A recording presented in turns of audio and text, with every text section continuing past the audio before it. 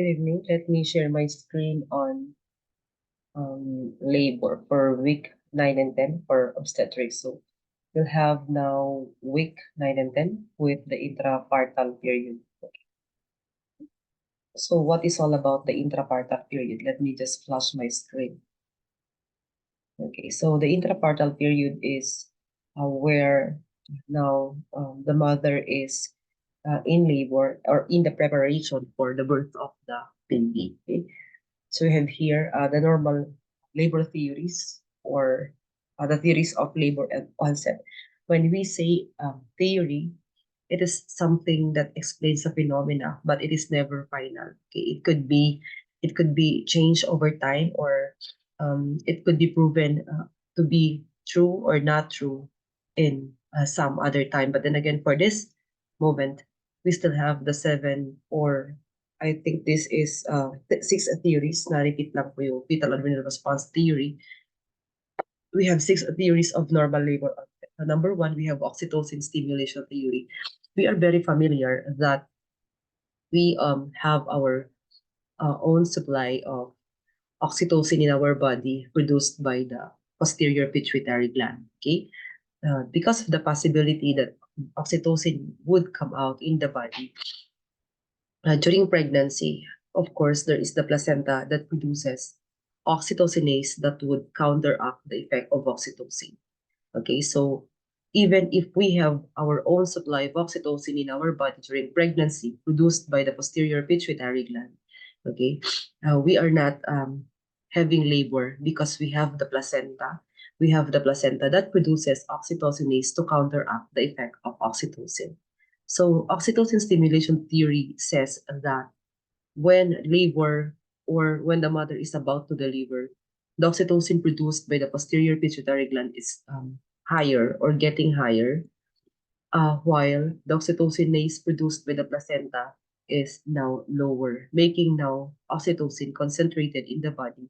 And oxytocin produces uterine contractions. Okay? It produces uterine contractions to help the mother deliver the baby.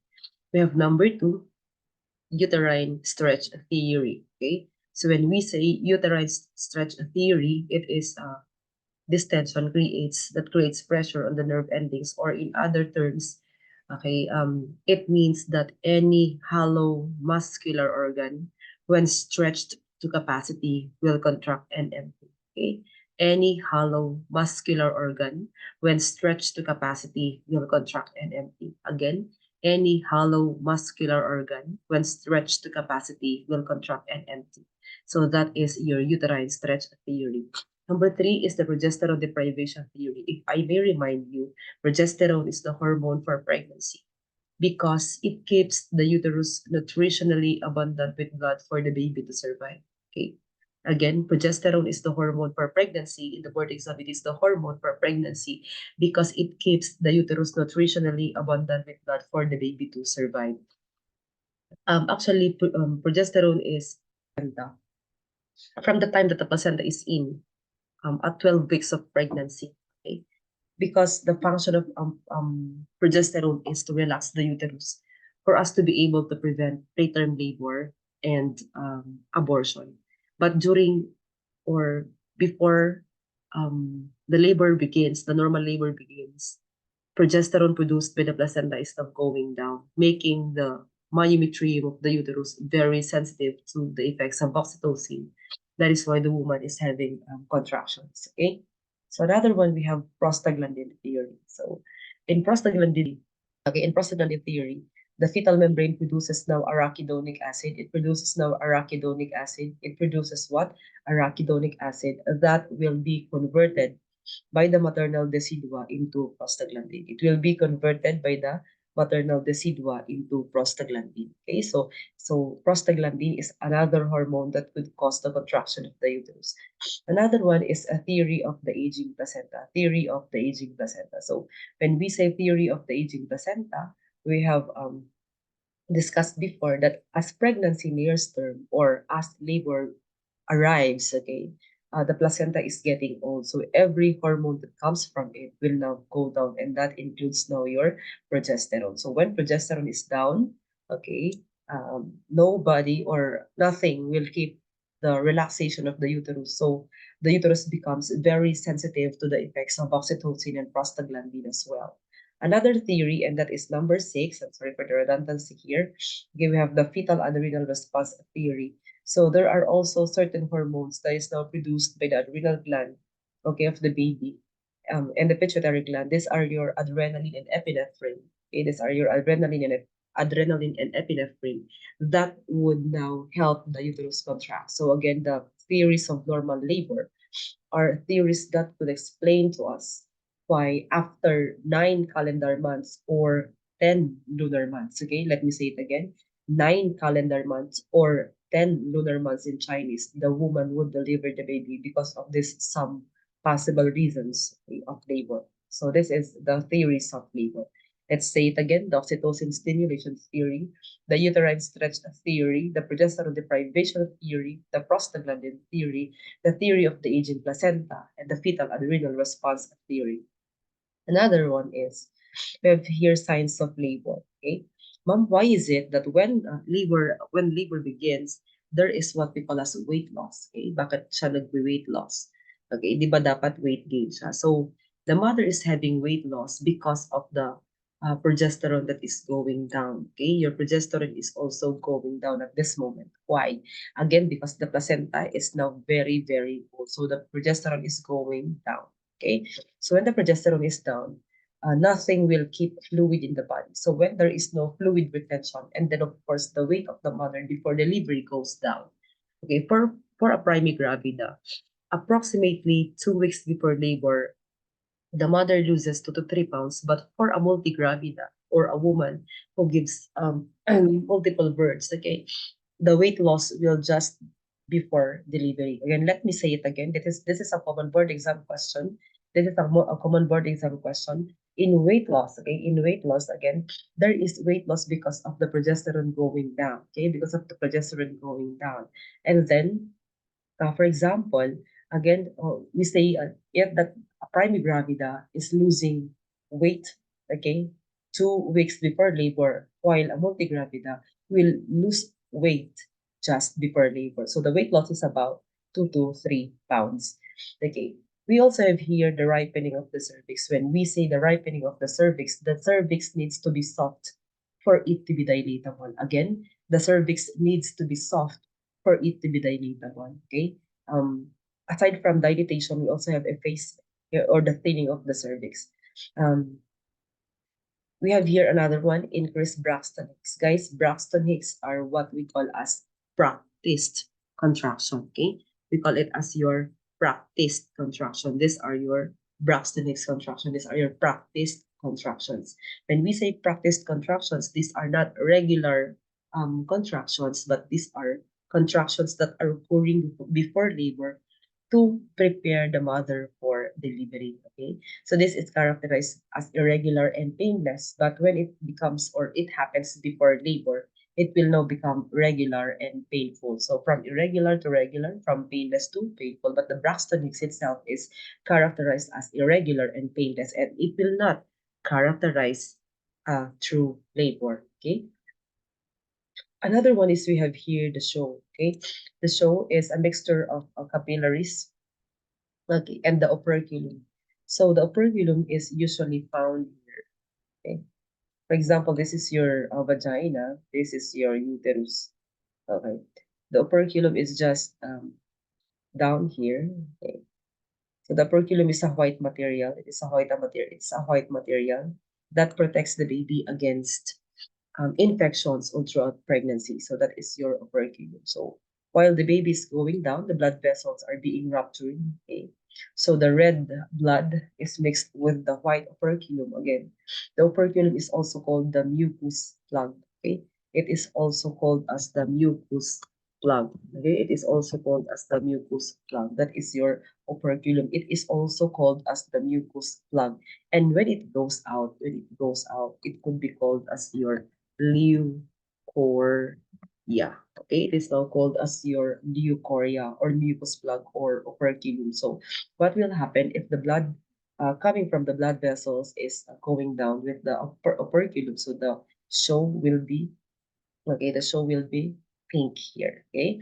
Sorry, the show will be pink, okay? The show will become pink until when the baby is going down, this pinkish show will become red until the baby goes out in the birth canal. So that is your show or your bloody show. So we also have here lightning, okay? Hindi siya kidlat. We're not talking about the thunderstorm, okay? Lightning is when the baby goes down, or the baby dropped into station zero. What is it again? When the baby dropped to station zero. So this happens 2 weeks and before or during labor. For example, for a primigravida, it happens 2 weeks before labor, and for a multigravida, it happens during or before, just before labor. So what will happen when the baby goes down? Okay, the mother could now breathe comfortably because the size of the uterus that hits the fundus of the mother and the lungs of the mother that prevents the mother from breathing easily is now down there. Okay, so it gives you actually a relief of respiratory discomfort. And but then again, it now increases the frequency of urination because of the pressure of the gravid uterus into your bladder. Okay, but you will have more leg pains, muscle spasms, more discharges, and decreased fundal height. Okay, so this leg pains, muscle spasms, and increased vaginal discharge is because of the pressure of the gravid uterus into your bladder. So mapapansin mo that there is also an increased level of activity. Why is it na pag malapit ng mga anak yung nanay, there is what we call as increased level of activity? Okay? What is your responsibility as the nurse or the midwife in this situation is to tell the mother that the energy coming from the adrenal gland or coming from the epinephrine that is given by the adrenal gland, okay, should be safe, okay, for the labor and delivery, and the mother should not be using that extra energy in doing household chores. Okay, the mother should not be using that energy in doing household chores. We also hear rupture of membranes when we say rupture of membranes. Okay, your chorion and your amnion that encloses the baby is now ruptured. So if it's ruptured now, then labor is inevitable or delivery is inevitable. So these are your signs of labor. So this is an example of a bloody show. Okay, this is an example of a bloody show. This is not a menstruation because we are already talking about how the baby would go out into the birth canal. Okay. Next is we have here the comparison of the false and true labor. So when contraction disappears when the mother walks, it is a false labor. Okay. When contraction disappears when the mother walks, this is a false labor. But when you let the mother, okay, when you let the mother ambulate, and it increases contractions and it becomes more painful, and that is a characteristic of a true labor. And if you see no progress in the cervical dilatation, there is no progress in the cervical dilatation and effacement, that is a false labor. But if there is progressive cervical dilatation, as when you are getting the dilatation of the cervix every 2 hours, and there is a progress in that, and that is a true labor. In a false labor, there is no increased duration, intensity, and frequency. There is no increased duration, intensity, and frequency of uterine contractions. That is a false labor. But if there is a uterine contraction that increases, okay, the duration, intensity, and frequency, that is a characteristic of a true labor. And when if the discomfort is in the abdomen, such as, okay, this is a false labor because the discomfort should be at the what? It should be at the lumbosacral area. It should be at the lumbosacral area because the pressure of the gravid uterus jades should be in the lumbosacral area. Another one is you have the absence of show. Okay, in a false labor, you could not see anything in the vagina of the woman. But when the woman is really about to deliver, you will see the bloody show, the pinkish show, and then it will become a bright red, okay, or old red or dark red. Okay, and when contraction stops, when the doctor gives sedation to the mother, it is a false labor. But if even after sedation and there is a contraction, okay, even after sedation and there is a contraction, that is a characteristic of a true labor, meaning the mother is really about to deliver. Okay. Next is we have here the length of labor. I just want you to pay attention here that in a primigravida, it will be longer all throughout. Okay, all throughout the length of labor from the first to the fourth stage. okay, it will be longer. But for a multigravida, okay, it will be shorter or of shorter duration in every stage of labor. We have here the essential factors of labor. We have still the five P's. We will be talking about the passageway, which now consists the hard and soft passageway. We have the power, the primary and the secondary, the passenger, the fetal position, presentation and attitude, the person or the psyche or the maternal attitude during labor, or the position, the maternal position during labor and delivery. So let's take it or talk about it one by one. So we have here what we call as your passages. So it would mean your body prominences and or the birth canal. So let's talk about the birth canal. So what is the function of the passages? Of course, it's for birth canal, because if you talk about it, it should be normal, spontaneous vaginal delivery. Okay, it should be normal, spontaneous vaginal delivery. What is it again? It should be normal, spontaneous vaginal delivery, and this provides attachment to the muscles, fascia, and the ligaments, and of course, it supports the uterus during pregnancy. And it serves or provides protection to the organs found within the pelvic cavity. So we have types. We have the gynecoid. It's the female type of pelvis, and it accounts 50%. This is the most ideal for normal spontaneous vaginal delivery, or normal spontaneous delivery, because it is round in shape. Okay, it resembles like the head of the fetus, which is round. Okay, we have here the android. This is the male pelvis. So the male pelvis, if you would like look at a woman, okay, the body shape of a woman is not like the woman with a gynecoid pelvis. So it's the android pelvis. It presents the most difficulty during childbirth. Okay, it presents the most difficulty. Take note of this one. It presents the most difficulty. Okay, during childbirth, and we have here again, this the android. It sounds like a male pelvis. Gynecoid round. Okay, platypeloid flat from the word itself. Okay, platypeloid flat. Flat pelvis. It is the rarest and only accounts for 5%. And we have anthropoid. It has the word anthropoid has a letter A and a letter P. So you take note of that, ape-like. Okay, you take note of this one, ape-like pelvis. And this is the deepest type of pelvis, and it found in 25% of women. So gynecoid, round, okay, the most ideal, the best, it accounts for 50%. Android, it sounds like John and John is also a male. Okay, so the male pelvis, and it presents the most difficulty during childbirth. And we have here the platypeloid. It's flat, okay, from the word platypeloid, it's flat. And then we have here anthropoid, letter A and letter B, it's ape-like. Okay. Next, we have here, okay, we have the gynecoid pelvis. We have the platypeloid pelvis. Okay, we have here the gynecoid. We have the platyploid, the flat one, the anthroid, the male pelvis, and the ape-like is the anthropoid. What is it again? The gynecoid is round that resembles like the head of the baby. The platyploid is flat. The anthroid that resembles the male pelvis, and the anthropoid with letter A and letter B, which would mean ape-like. Okay, it's the ape-like pelvis. Okay. Next tayo, we have here, yun ang pansinin mo sa ring iliac girdle there. Actually, you have to pay attention this one because this is very difficult to understand. Okay. We have here the division of the pelvis, and we have the false pelvis that provides and direct the baby, and the true pelvis, the tunnel where will the baby go down during delivery. So we have the inlet or the pelvic rim that talks about the most important questions or topics in the word exam. It's the diagonal, the obstetric conjugate, and the true conjugate. And then you'll have the pelvic canal.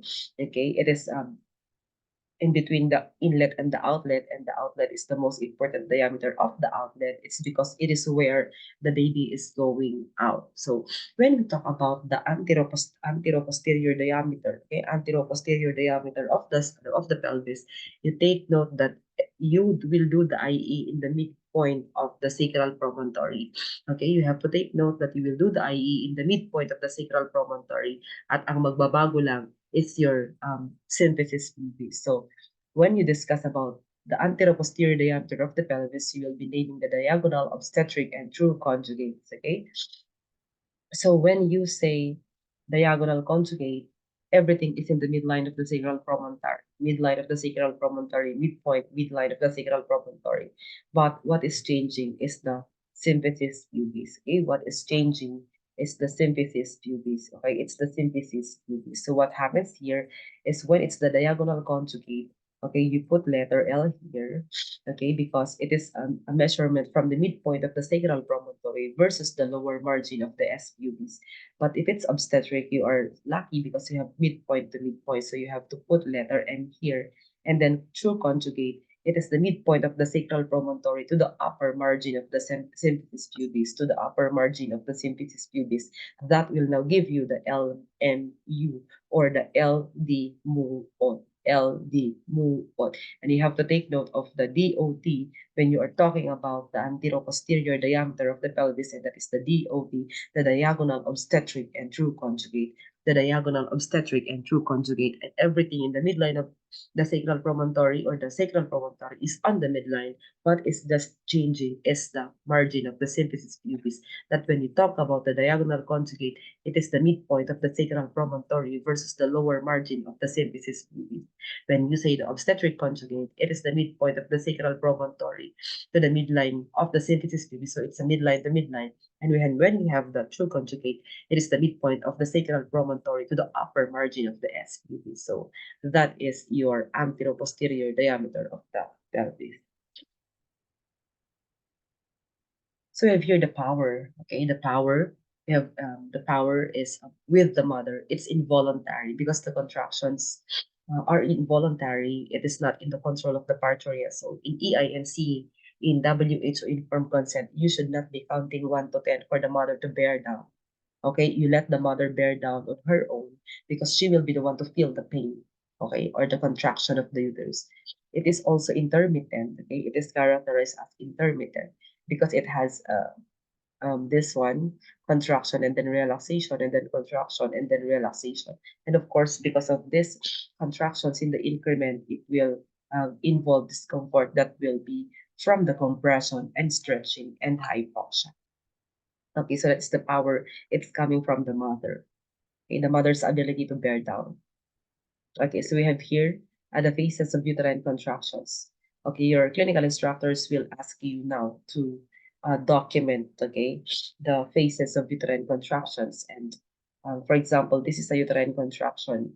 We have what we call as increment, okay, increment, apex or acme, and then decrescendo.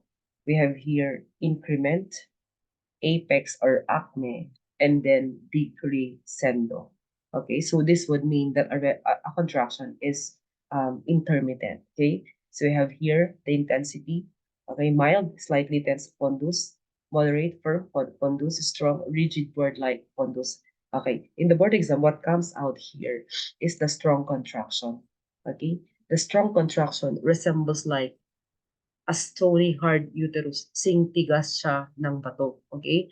It resembles like stony hard uterus. Okay? It's stony hard uterus. And this is the best time for you to encourage the mother to bear down if the cervix is fully dilated. Again, if the cervix is fully dilated. Again, what is it again? If the cervix is fully dilated. So, you have here, again, the intensity. You have the mild, moderate, strong. You have the mild, moderate, strong. So what is coming out in the board exam is the strong um, intensity because it resembles like a stony hard uterus. It resembles like a stony hard uterus. And this is the best time for you to encourage the mother to bear down. Okay, this is the best time for you to encourage the mother to bear down. Okay, okay. If the cervix is fully dilated. Again, if the cervix is fully dilated. Okay. So we have here what we call as frequency. So let me just finish this one before we finally move to the other slide. Okay. So when we say frequency, okay, it is measured from the beginning of a contraction to the beginning of another contraction. So it is labeled as A and C. Okay, beginning to beginning. So when you say beginning to beginning in Tagalog, kaano siya kadalas. Okay, so it is labeled as A and C because this will be labeled A, B, C. So your frequency is A and C, the beginning of the first contraction and the beginning of the next contraction. Okay, the beginning of the first contraction and the beginning of the next contraction. So that is frequency. Another, so this one, if you would try to to look at this one. So I will be explaining to you the other characteristic of contractions with the picture. Okay, so this you will be labeling it A, B, and C. Okay, so this is the first contraction, and this is the second contraction. So when you say it is the start of a contraction, this is the start of a contraction to the end of the same contraction, that is your duration. Okay, if it's the start of a contraction to the end of the same contraction, this is your duration. Yung kanina, A and C, the start of a contraction to the end of the same contraction, the start of a contraction to the end of the same contraction, that is frequency. The start of a contraction to the end of the same contraction, that is frequency. And when you say interval, okay? When you say interval, okay, this is in between the end of the first contraction to the start of another contraction. Let us say it again. You have your intensity. It's mild, moderate, and strong. As what I've told you, when the contraction of the uterus is strong, this is the best time for you to encourage the mother to bear down if the cervix is fully dilated or 10 centimeters. Okay. So when you say duration, it is the start of a contraction to the end of the same contraction. When you say duration, it is the start of the contraction, the first contraction, to the end of the same contraction. But when you say its frequency, it is the start of the first contraction to the start of another. It is the start of the first contraction to the start of another contraction. It is the start of the first contraction to the start of another contraction. That is frequency. And you also have here interval. Interval is the end of the first contraction. It is the end of the first contraction to the start of another contraction. It is from the end of the first contraction to the start of another contraction. So that is your contractions. So that is what you call as duration and interval. You have here the passenger. Okay. When you say the passenger, okay, the head, it is the biggest part of the baby. So when it's and the O here for the O word always is just for the purpose of the mnemonic. Okay. So I'm sorry for the bad mnemonic here for Ilocanos, but then again, it's the fastest way for you to understand that the head is the biggest part of the baby's body, and when it's delivered, spontaneously, the rest of the body of the baby will be delivered. So it is always the presenting part. It is always the presenting part, and it is coming out in a normal spontaneous vaginal delivery. We also have here the cranial bones. We have the frontal, the occipital, the sphenoid, the ethmoid, two parietal bone, and two temporal bone. Okay? When you say here, the head should be turning into the smallest AP diameter, it should be in the sub-occipito-bregmatic. Okay? Forgive me, this is letter S. Okay? It should be in the sub-occipito-bregmatic. Also, this is the head of the baby. Okay. Okay, so I hope your instructor will be able to give you a discussion in this one. So this is the lambda. Okay, this is the lambda. This is the posterior fontanelle. Okay, the posterior fontanelle is triangle in shape and it closes. It should close 2 to 3 months. And this is your bregma. Sorry. Okay, this is your bregma, or the anterior fontanelle, and the shape is diamond. It should close 12 to 18 months. Okay, so the bregma and the lambda. The lambda is the posterior fontanelle. It is a triangle in shape. It should close 2 to 3 months, and this is the bregma. It is a diamond in shape and it closes 12 to 18 months.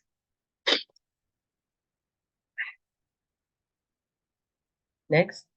We have here the suture lines. I will be letting you know the suture lines. So we have the sagittal, we have the frontal, we have the coronal, we have the lambdoidal. So I will just be, okay, the suture lines will actually allow the head of the baby to overlap during delivery so that the head of the baby will be enough in the birth canal. Okay. So these are your suture lines. Okay, so you have your sagittal, you have your posterior fontanelle in there, you have your coronal suture, corona, as in corona crown, okay, in front, and then you have your anterior fontanelle here. Next is, so you have here the suture lines again, the diameters of the fetal head. So you just take a picture of this one and then study it. Okay, so these are now your suboccipitobregmatic, submentobrachmatic, mentovertical, and suboccipitofrontal and occipitofrontal, but I will just show you here. Okay. So when we say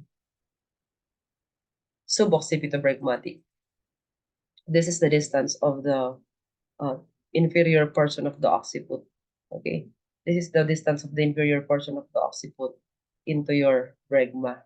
Okay, so this one is 9.5 centimeter. When you say occipitofrontal, from your occiput, okay, from your occiput into your nose, from your occiput into your nose, and that is occipitofrontal. Okay, that is 12.5. And when you say occipitomental, from your occiput into your mentum, and that is occipitomental. So it is the widest. So what do you want to have during delivery is the smallest AP diameter, and that is your suboccipitobregmatic. How about the transverse diameters? Okay, the transverse diameter, you have your biparietal. It is the most important transverse diameter. Okay, it is the greatest diameter of the baby presented in the pelvic canal, and the bitemporal is the average measurement is 8 cm, and the bimastoid is 7 cm. But in the board exam, what comes out here from this slide is the suboccipitobregmatic as the smallest AP diameter and the best diameter of the fetal head that should go out in the birth canal during delivery. Okay. Next is you have here the fetal line. Okay? Hindi yung pagsisinungaling ang pinag-uusapan natin dito is we are not talking about lying. So when the baby, the uterus is a pear-shaped organ that becomes sphere and becomes ovoid. So when we say the fetal lie, the baby should be lying perpendicular to the long axis of the, sorry, it's okay, the baby is lying perpendicular or parallel to the long axis of the mother. So if the baby is cephalic, okay, if the baby is cephalic, or if the baby is bridge, okay, if the baby is cephalic or if the baby is bridge, okay, ibig sabihin that the baby is in a longitudinal line or lying parallel to the long axis of the mother. But when the baby is lying crosswise, okay, or transverse lie, so the baby is for cesarean section. Okay, the baby could not go out. And when we say oblique or slanting, the baby could be lying like this or that. Okay, but for oblique lie, later on when the baby is about to be delivered, the baby would turn into a transverse or to a longitudinal line. Okay, so that is your fetal line. So the attitude or degree of flexion of the baby. So take note of this one. Okay, I will be explaining this face to face with you so you would understand. Okay, for the longitudinal line, you have your cephalic presentation. So the most ideal, it's the suboccipitobregmatic. So ibig sabihin yan, the baby is in complete flexion. So ganyan siya. So in the birth canal, this is the one being presented. Okay, if the vagina is there up, okay, sa tapat mo. So when you say brow, okay, this will be explained to you by your clinical instructor face to face so that you would notice the difference of this presentation attitude and fetal light. So when if it's a brow presentation, it's occipito mentum. Okay, so this one is in moderate flexion. And when you say sinciput, this is the presenting part. Okay, it's occipito frontal, occipito frontal, occipito frontal. Okay, so that is your partial flexion or the military position. Just remember that it's just like this. This is the presenting part because you haven't seen a military doing like this or like that. Okay, so when you say sinciput, this is the presenting part. Okay, this is the presenting part. And then the baby is just doing like that, and that there is the vagina sa tapat mo. Okay, and then you have here chin presentation, hyperextension. Hyperextension. Chin presentation is hyperextension. Pag sinabi mo namang face presentation, ganyan lang siya, extension lang siya. Pero pag yung face presentation kasi as in the baby could see the mother's vagina, pero pag hyperextension, okay, nakaganyan talaga siya. And then you have here complete bridge. When you say complete bridge, nakaganyan yung paa ng bata. Okay? Nakaganyan yung paa ng bata. Nakaganyan siya. Okay, the thighs of the baby are flexed to the abdomen and the legs are flexed on the thighs. The thighs of the baby are flexed on the abdomen and the legs of the baby are flexed on the thighs. Okay? Then we have here the front bridge, the most common type bridge where the hips are, I will show you pictures later, flexed and the legs are extended. And we have footling bridge, okay, when the one of the feet or two of the or both the feet is out. And you have shoulder presentation when the baby is in a transverse line, okay? When the baby is in a transverse line, okay, there is a shoulder presentation. And you say there's a compound presentation if there is a prolapse of the fetal side and another side of or another part of the baby's body. So I will be showing you here pictures. So this is a cephalic presentation. Okay, the baby here actually is in an LOA position, left occipital anterior. Okay, he is facing the left side of the mother, and his occiput is in the anterior side of the mother. So, medyo hindi tayo naka 3D, ano?